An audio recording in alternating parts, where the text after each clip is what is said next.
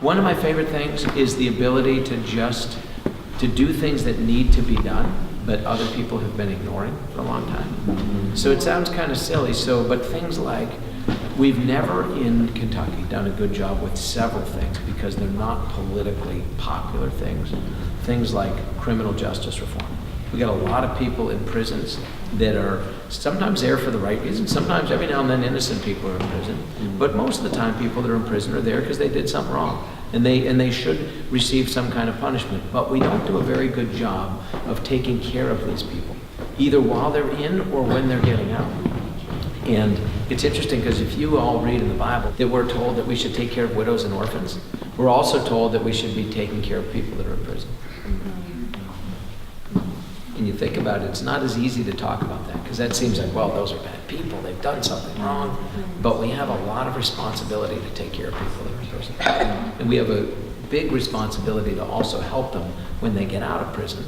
Because guess what? Of all the people who ever go to jail, guess what percentage of them stay there for the rest of their lives?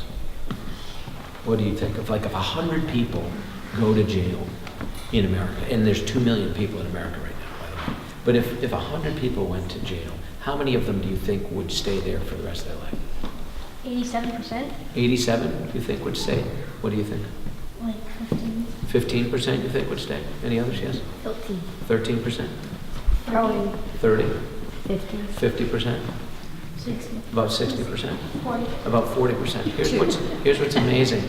She is almost right. About 3%. Somewhere about 3 or 4% at the most will stay there. About 97 out of every 100 people that go to jail are going to get out, which is crazy. So if they're going to get out, what are we doing to help them make sure they can get a job, that they can take care of their families, that they don't go back to prison for doing something wrong again? So that's important. Another thing is adoption and foster care.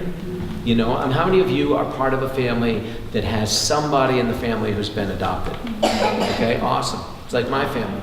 So I love it. So my family, we have 9 kids and 4 of them are adopted into our family. But in our state, we've never done a very good job of making that easy or making it simple.